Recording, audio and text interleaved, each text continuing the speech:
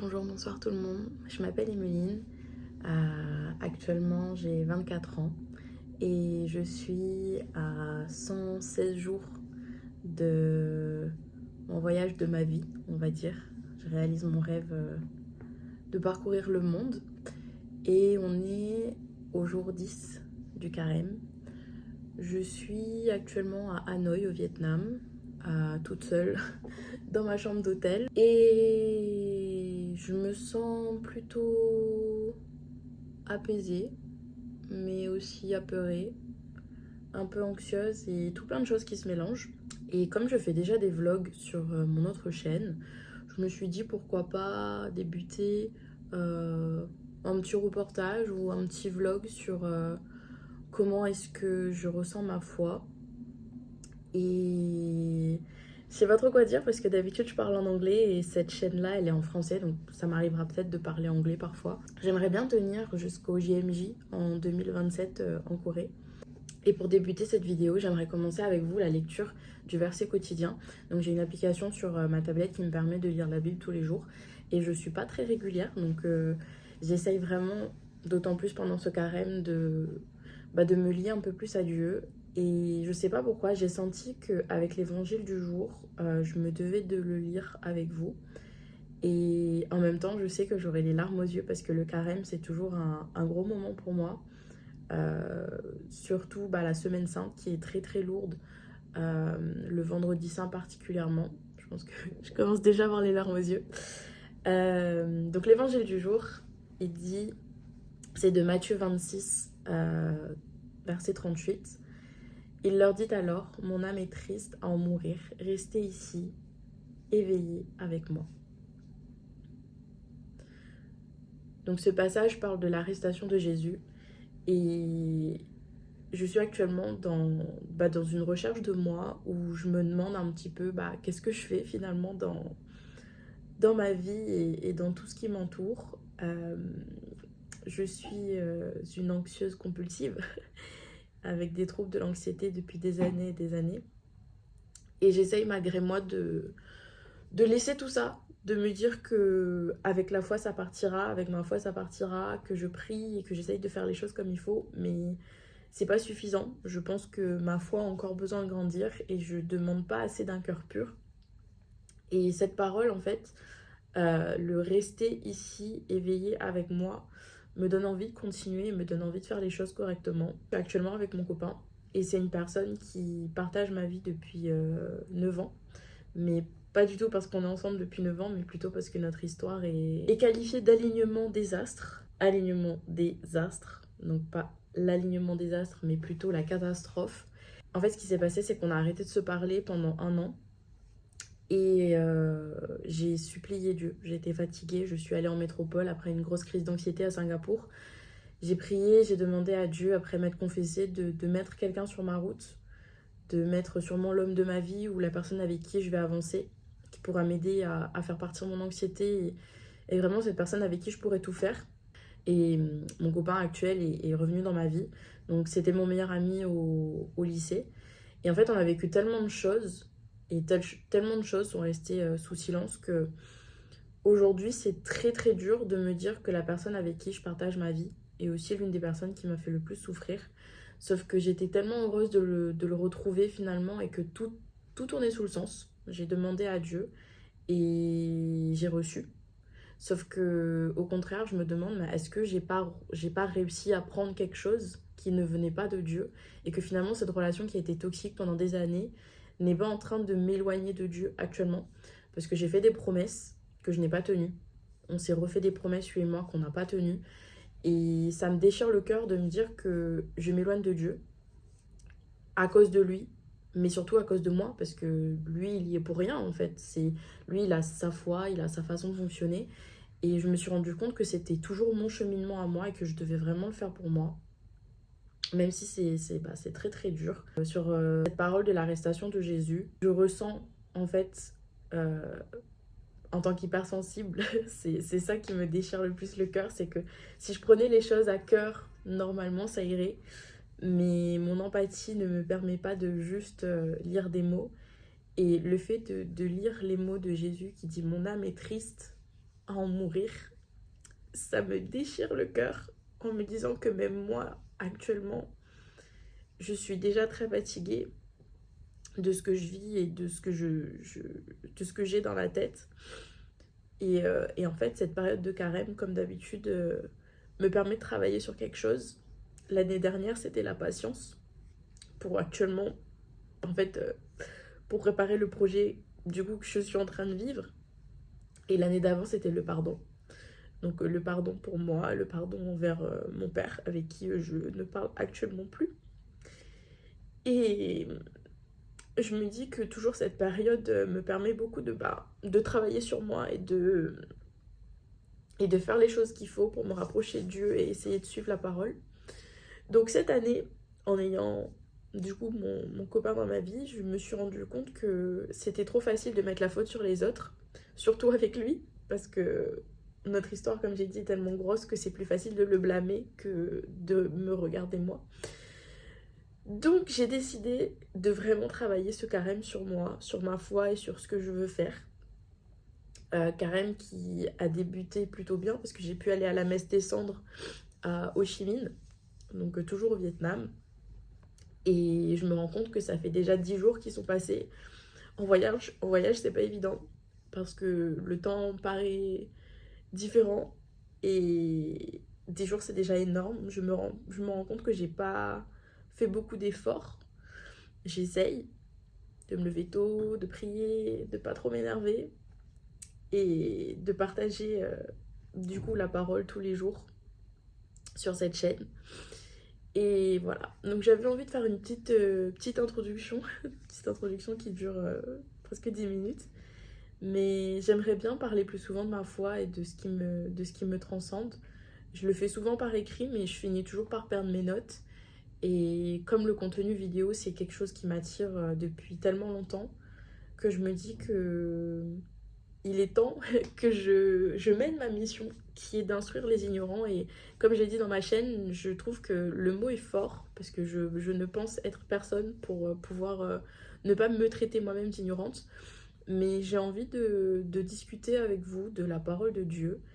Et j'espère que ces mots vous trouveront et qu'on pourra avancer ensemble jusqu'en 2027. Donc ce serait un vlog, on est actuellement en 2024, donc un vlog je dirais de 3 ans. 2024, 2025, 2026, 3 ans et demi. Et la Corée, c'est vraiment un pays qui me tient à cœur. Donc je pense que c'est pas un hasard que ça se passe comme ça. D'ailleurs, j'y serai dans 2 mois. Et j'espère vraiment que mon cœur accrochera ce pays. Et de toute façon, j'y retournerai parce que ça va faire depuis que j'ai au moins 12 ans que j'ai envie d'aller au JMJ. Donc La Réunion, les JMJ, the world that I never been able to explore before and now I can. Donc j'espère vraiment pouvoir faire tout ça. Et j'espère que je tiendrai ce vlog de 3 ans et demi et que je grandirai avec vous et qu'on grandira même à distance. Je prierai pour vous, pour tous ceux qui regardent cette vidéo dès maintenant jusqu'à que vous la visionnez. J'espère que tout se passera bien pour vous et par la grâce de Dieu que vos projets se réalisent comme mes projets ont pu se réaliser avec le peu de foi que j'ai et avec tout l'amour que je porte pour la création de Dieu. J'avais envie de parler du timing, de God's timing. On dit souvent que le temps de Dieu n'est pas le nôtre. Et en plus de ça, j'ai envie de l'aligner avec le fait que ce qu'on fait va toujours dans son sens et qu'on doit aussi aller dans son sens.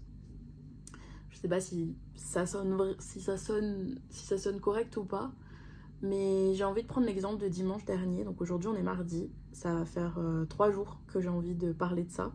Mais comme qui dirait, le malin nous empêche toujours de faire ce qui est en rapport avec Dieu. Et c'est facile de trouver des excuses et de se dire « Ah bah je le ferai demain » ou « Ah mais là je fais autre chose et j'ai oublié » et finalement non, on le fait pas, on oublie. Et moi en ce moment c'est plutôt le fait d'être avec quelqu'un qui comprend pas toujours, je pense, ma foi. Donc quand il est là, bah, j'ai pas forcément envie de faire ce que je suis en train de faire là tout de suite parce que bah, il est pas là et que je suis toute seule. Et que finalement je perds je perds du sens à ma foi si je m'accroche aux autres. Donc, il faut que j'apprenne à le faire aussi, même s'il y a du monde autour. Bien qu'on dise retire-toi, prie là où il n'y a personne, dans le silence. Ça sert à rien de le montrer aux autres. Mais je pense que c'est aussi important de le faire pour prophétiser et puis se dire peut-être que si toi tu le dis ou que tu le fais, ça peut aider aussi les gens qui t'entourent et sur beaucoup de points. Donc pour revenir à dimanche, ça va faire 4 mois bientôt, je pense. Octobre, non, novembre, décembre, janvier, février. Donc ça va faire 4 mois que j'ai quitté La Réunion et que je voyage. Et je me suis rendu compte que je vais pas du tout à la messe le dimanche. Déjà que j'avais déjà décroché. Je suis un peu en conflit entre ce qu'ordonne l'église et ce que je pense et ce que j'interprète comme moi étant ma vie par rapport à la Bible. Parce qu'on dit que la Bible c'est une parole vivante. Donc je vis à travers la Bible d'une certaine façon que l'église... et quand je dis l'église, c'est pas le bâtiment, c'est l'église, c'est les gens, c'est la façon dont on enseigne, c'est la façon dont on dit les choses. En fait, je trouve qu'il blesse beaucoup plus de gens qui blesse beaucoup plus de gens que en fait les aide à avancer. Donc j'étais souvent en conflit avec ça et jusqu'au jour où je me dis ok c'est bon j'arrête d'aller à l'église parce que je suis pas concentrée à cause de mon TDAH. Du coup je vais dans tous les sens, mes pensées sont à droite, à gauche, ça va plus du tout. Et finalement je me suis rendu compte que non, j'ai besoin de l'église, j'ai besoin d'aller à la messe même si je suis pas concentrée à 100%. Une fois, j'ai lu quelque chose qui dit, donc c'est une personne un peu comme moi qui a des doutes et elle va voir le père et elle lui dit, écoutez, voilà, je ne veux plus venir à la messe, il y a trop de commérage, trop d'hypocrisie, les gens y parlent, dans la messe il y a personne qui respecte rien, etc. Moi je me sens pas à ma place, donc je préfère partir. Donc le père lui dit, écoutez, avant de partir, prenez ce verre d'eau, remplissez-le à ras-bord et faites un tour de l'église, sans renverser une goutte. Donc cette personne prend le verre d'eau, elle fait un tour de l'église, et elle revient et lui dit voilà, j'ai rien renversé. Et là, elle lui dit est-ce que tu as entendu les gens parler autour de toi? Non. Est-ce que tu as vu les gens marcher dans l'église? Non. Est-ce qu'il y a quelque chose qui t'a dérangé? Bah non, j'étais concentrée sur le verre d'eau, donc forcément, j'ai pas vu ce qu'il y a autour. Et ben, c'est exactement ça. C'est quand tu mets les pieds dans l'église, tu te concentres sur Dieu, tu te concentres sur Jésus, tu te concentres sur l'évangile, et t'as pas besoin d'aller au-delà de ça. C'est ce que moi j'ai retenu de cette histoire et c'est ce que je retiens de ma foi et de mon expérience, c'est que finalement quand je vais à l'église, je me concentre sur la parole, je me concentre sur sur les mots qui me touchent, parce que forcément il n'y a pas tout qui va nous toucher, il n'y a pas tout qui va s'imprégner dans notre être et dans notre histoire. Donc on va prendre ce qu'il nous faut, ce qui va nous faire avancer, ce qui va toucher notre cœur. Et puis après, on repart et finalement, quand on quitte l'église et qu'on quitte la messe, qu'on a pris le corps du Christ, on se sent tellement mieux. En tout cas, moi, je me sens tellement mieux. Et donc, pour revenir à ce dimanche, effectivement, c'est le jour du Seigneur. Donc, dans la Bible, c'est écrit qu'il faut observer le jour du Seigneur. Il ne faut rien faire. Dieu, il s'est reposé le 7e jour. Et c'est quelque chose qui m'a toujours traversé l'esprit. Mais finalement, le dimanche, t'es avec la famille, tu fais cuire à manger, tu sors, tu vas pique-niquer, tu vas faire plein de choses. Et souvent, tu oublies d'aller à la messe. Et ce jour-là, je me suis dit, tiens, c'est vrai que c'est le jour du Seigneur, on sort, on va se balader en ville. Mais il y a une cathédrale sur le chemin, on commence par la cathédrale. Donc finalement, il y avait un autre arrêt avant. Donc on est parti visiter la prison d'Hanoï. Et donc je me dis, c'est dommage. Moi, j'aurais aimé faire la cathédrale avant. Je sais que la messe est aux alentours de 9h30, 10h en général. Mais bon, c'est pas grave. Donc on va visiter, on fait notre visite et puis finalement, déjà je me sens pas très bien dans la visite parce que je me sens un peu coupable de l'histoire alors que je suis pas responsable de ces histoires-là, mais mon empathie me fait sortir plus rapidement que prévu et puis je me dis ok, on a fini la visite, on va à la cathédrale. Donc là on arrive, les grandes portes sont fermées. Et je vois tout d'un coup des gens qui rentrent sur les côtés. Donc je me dis, elle doit pas être fermée finalement. J'entends les cloches. Et puis je vois que les gens y rentrent. Donc au moment où on rentre, j'entends un chant. Et je me dis, c'est dommage, on vient de rater la messe. Moi, ce matin, je pense, je vais aller à la messe. Finalement, j'y arrive pas. Le chant, c'est le chant de clôture. Et puis finalement, le père, il prend place au centre de l'hôtel. Et puis il dit, bienvenue à vous. Voilà, donc... À ce moment où ma pensée dès le matin, en quittant l'hôtel, était destinée au Seigneur en se disant, mais en fait, il faut que j'observe ce jour du Seigneur-là, mais je le fais pas, ça va faire 4 mois que je le fais pas, sauf pour le mercredi des cendres. Et donc là, on est la deuxième semaine, troisième semaine, si on est le deuxième, si c'était le deuxième dimanche, on est à la troisième semaine du carême. Et, non, deuxième, je sais plus, je sais pas compter, pardonnez-moi. Et je me dis, mais c'est incroyable qu'au moment où j'y pense, au moment où mon cœur me dit, il faut aller, il faut le faire, et ben je retrouve le chemin de l'église et que la messe commence pile au moment où j'en ai besoin. Et pour coupler ça, je me dirais que comme j'ai fait une promesse, je me suis fait une promesse, j'ai fait une promesse à Dieu que je n'ai pas tenue. Et j'essaye de me rappeler qu'il m'en veut pas parce qu'il sait que je suis une pécheresse et que je recommencerai peut-être. Et le but, c'est de ne pas recommencer. Donc je me suis dit, je veux pas prendre l'hostie parce que mon cœur est impur et je le mérite pas. Vraiment, je le mérite pas. Et donc, quand j'ai fait le mercredi des cendres, donc j'ai mis les cendres, mais j'ai pas pris l'hostie. Je me suis dit, je veux pas le prendre parce que je le mérite pas. Et puis finalement, il y a cette petite phrase, donc là c'était en anglais, mais quand nous on dit en français, on va dire Seigneur, je ne suis pas digne de te recevoir, mais dis seulement une grande parole et je serai guérite. Je crois que c'est ça, plus ou moins. Sauf que là, cette fois c'était en anglais, et moi l'anglais c'est ce qui me touche un peu plus, parce que c'est. Hormis le français, du coup, je m'identifie aussi beaucoup à l'anglais. Et le fait de l'entendre en anglais pour la première fois, euh, j'ai fondu en larmes. Donc j'ai commencé à pleurer et je me suis dit, mais en fait, je suis une pécheresse. Je suis là parce que je suis pécheresse et que Jésus, d'autant plus dans cette période de carême, me fait réaliser que Dieu a donné son Fils unique pour nous sauver et que maintenant, c'est aussi à nous de nous sauver et de continuer à faire ce qu'il faut. Et la messe, c'est exactement ça. Donc il fallait que je me rapproche de Jésus, il fallait que je puisse me dire, j'ai fait les choses comme il faut. Et certains diront, oh non, tu t'es pas confessé, faut pas que tu prennes l'hostie, finalement, en fait, t'aurais pas dû ou quoi. C'est mon choix. Mon cœur m'a dit, fais-le parce que Jésus t'a pardonné. Ah, dans cette phrase, je me suis dit, euh, il faut que je le fasse. Donc, j'y suis allée, j'avais mon petit foulard, donc je me suis couvert la tête et je me suis dit, je veux me rapprocher de Jésus. Il m'a jamais abandonné. Dès que ça va pas, je me retourne vers lui. Il faut que je le fasse, donc je l'ai fait. Et j'essaye toujours au quotidien de témoigner de mon amour pour lui en postant des choses donc sur YouTube et en lisant l'évangile du jour. C'est pas évident, encore une fois. Et on est sur le chemin et on continue l'aventure avec Jésus jusqu'au JMJ. Je me sens beaucoup mieux aujourd'hui. Je pense que si je vous avais fait cette vidéo il y a 2 jours, vous m'aurez vu mais en larmes et presque au bout de ma vie par rapport aux décisions que j'ai prises et par rapport à ce que je fais qui est totalement en dissonance entre ce que je pense et réellement ce que je fais. Donc il y a 2 jours, je suis partie à l'église qui est pas loin de l'école là où je fais mon volontariat.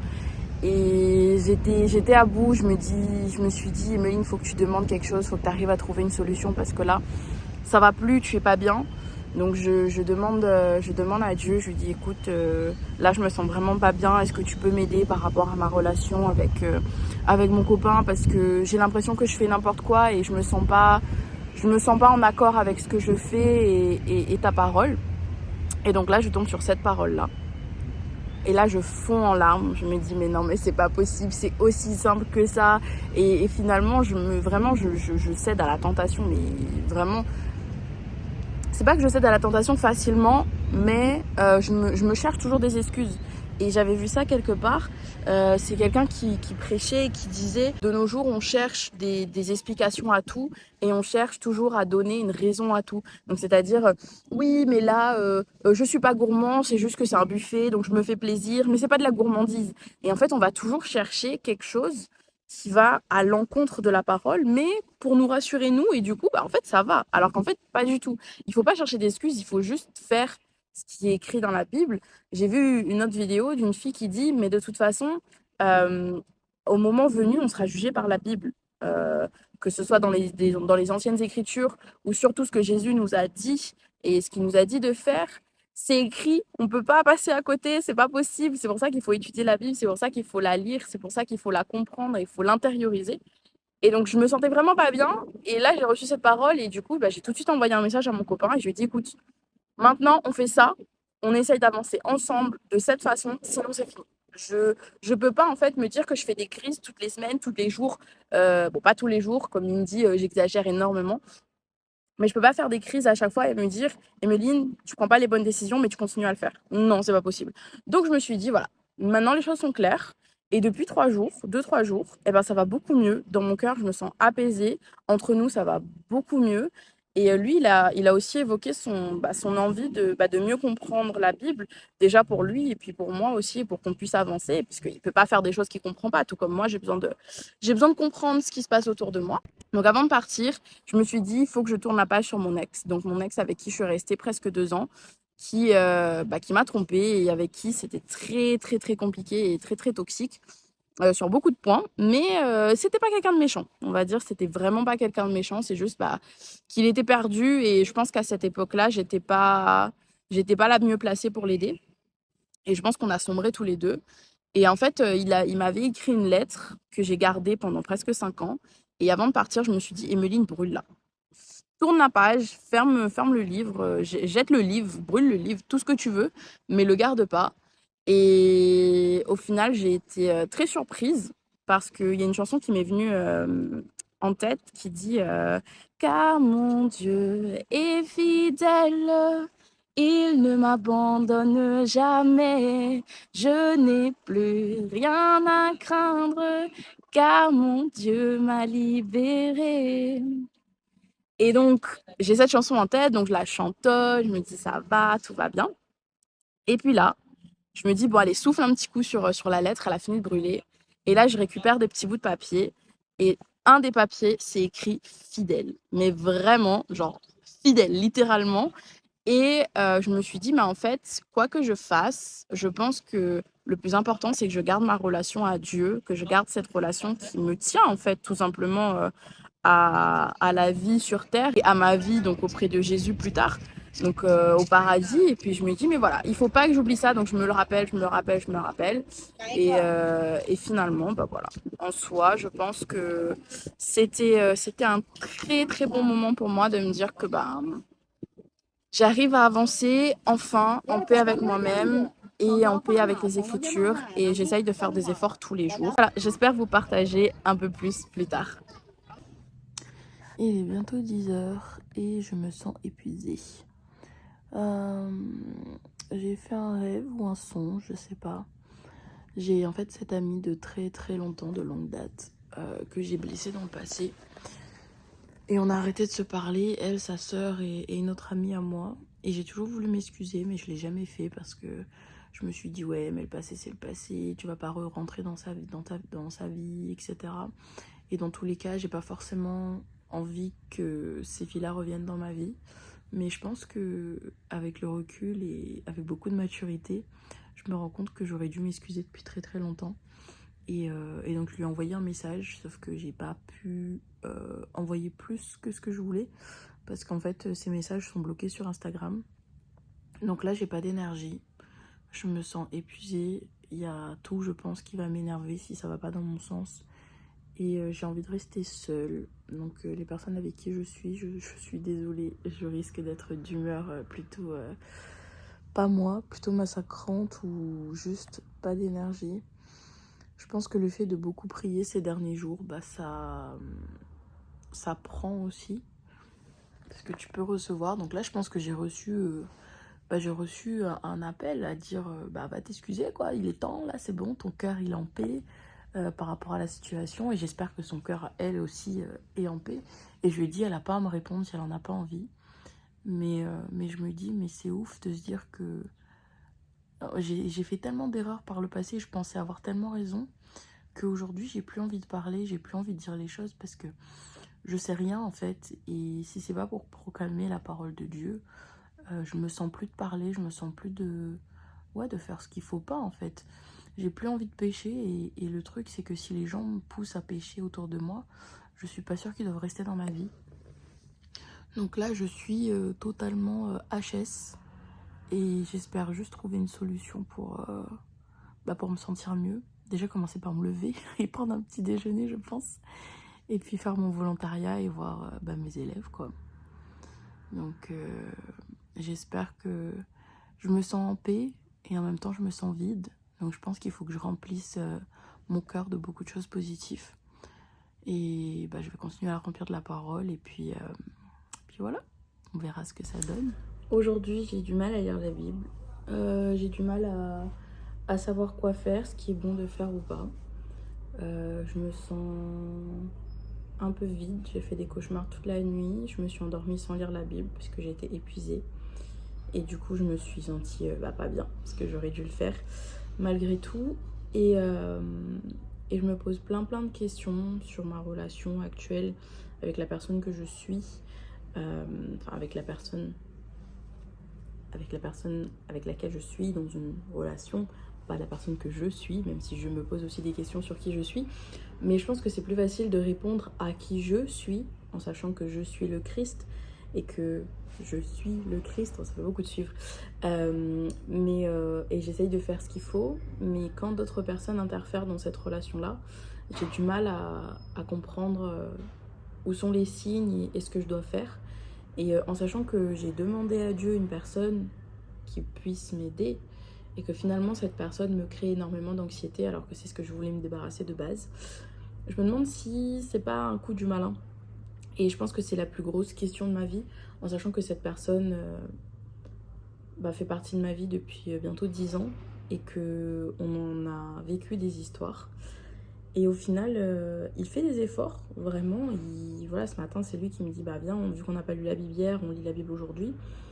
Et au final, c'est moi qui est réticente. Et puis, il y a beaucoup de choses qui m'agacent. Et je me dis, non, mais c'est pas toi, c'est quelque chose qui t'empêche de vouloir faire les choses bien. Mais je me pose quand même beaucoup de questions. Et au final, je me demande tout simplement, est-ce que je suis bien avec cette personne et est-ce que c'est vraiment Dieu qui l'a envoyé pour moi? Parce que je pense que quand Dieu t'envoie quelqu'un, cette personne t'apaise. C'est ce qu'il a fait pendant quelques jours et puis c'est parti, mais totalement en cacahuète. Et je me demande en fait, est-ce que les signes étaient réels? Est-ce que je me suis pas voilé la face? Et est-ce que je dois continuer comme ça? Donc l'une des plus grandes vertus que j'ai appris, c'est la patience. Donc je prends patience et j'essaye d'aller dans le bon chemin. J'essaye de continuer mon chemin, de prier et d'écouter les signes. Et les signes qui de base étaient arrivés comme un miracle de la personne avec qui je dois finir ma vie se transforment en résiste à la tentation, continue à prier.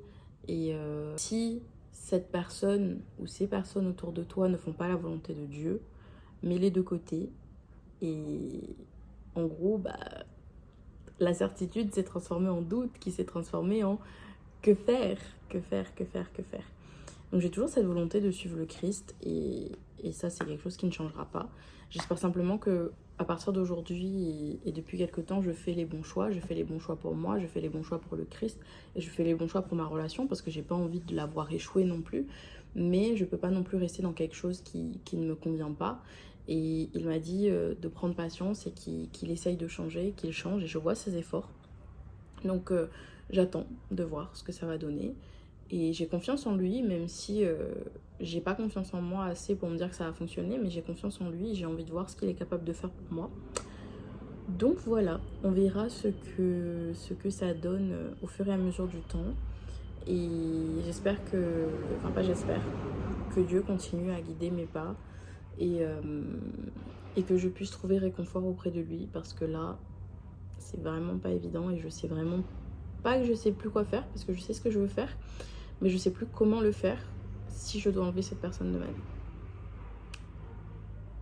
Et c'est la première fois, l'une des premières fois de ma vie où je ne sais pas quoi faire. Donc je remets tout dans les mains de Dieu. Et on dit merci Seigneur pour toutes les opportunités que j'ai déjà eues. Et prions pour que le reste arrive en temps voulu et que je puisse continuer à faire ta volonté. Amen. On m'a conseillé, si jamais j'ai pas envie de sortir et j'ai pas l'énergie pour sortir, de me mettre à la fenêtre et de prendre un peu de soleil. Donc c'est ce que je fais, il n'y en a pas trop pour l'instant, mais j'aimerais partager pour ce mois de mars une dernière réflexion parce qu'on arrive à la fin du mois et surtout à la fin du carême. Et aujourd'hui, on est vendredi saint. Donc j'essaye de pas trop être sur les réseaux, j'essaye de pas trop être sur mon téléphone. Mais je me dis que hier, c'était une journée très dure pour moi. Le jeudi saint, c'est mon jour préféré de l'année et c'est ma messe préférée aussi. Et en fait, c'était aussi une journée très très dure parce que, comme je parle de mon copain dans mes précédentes vidéos, en fait, je me rends compte que c'est vraiment pas évident d'être dans une relation qui est pas guidée par le Christ. Et finalement, je pense que ce carême, vu que cette personne-là est une personne qui me suit dans ma vie depuis des années, avec des histoires mais de plus en plus folles en fait, jusqu'à aujourd'hui. Et en fait, hier, j'ai découvert certaines choses qui m'ont pas forcément plu et qui passent en fait littéralement dans la catégorie je l'accepte pas, je ne comprends pas et je ne l'accepte pas. Donc, je vais dire par chance, c'est arrivé juste avant la messe. Donc finalement, quand tu as une relation et que ça se passe mal et que tu vas à la messe, d'autant plus que c'est la messe du jeudi saint, donc ma messe préférée, et qu'on enchaîne avec la semaine sainte et vendredi saint, j'ai pas le temps de pleurer pour un garçon, alors que Jésus, littéralement, il était au mont des Oliviers avec ses disciples qui se sont endormis pour se préparer à être livré aux hommes. Et je me dis, mais Emeline, pleure pour Jésus. Et j'ai pleuré, hein, ne vous inquiétez pas que j'ai pleuré. Mais je me suis dit, je pleure pour Jésus. Pourquoi est-ce que tu pleurais pour quelqu'un qui te fait souffrir depuis tant d'années et qui n'arrive pas à faire de toi une meilleure personne dans le Christ? Donc, ma décision est prise, je pense, sur comment continuer cette relation. Pas encore à 100%, mais je me sens en paix avec ce que je pense, je me sens en paix avec ce que je ressens. Et dans tous les cas, je continuerai à suivre le Christ. Donc, c'est pas quelque chose qui me fait peur, c'est pas quelque chose qui me rend anxieuse, en tout cas plus maintenant, parce que j'en ai fait des crises, j'en ai fait des crises. Et, euh, et donc, je me prépare à Pâques. Malheureusement, j'ai pas eu le temps de me confesser parce que, barrière de la langue et le temps, surtout par rapport à mon volontariat. Mais ce ne sont que des excuses, on peut tout faire.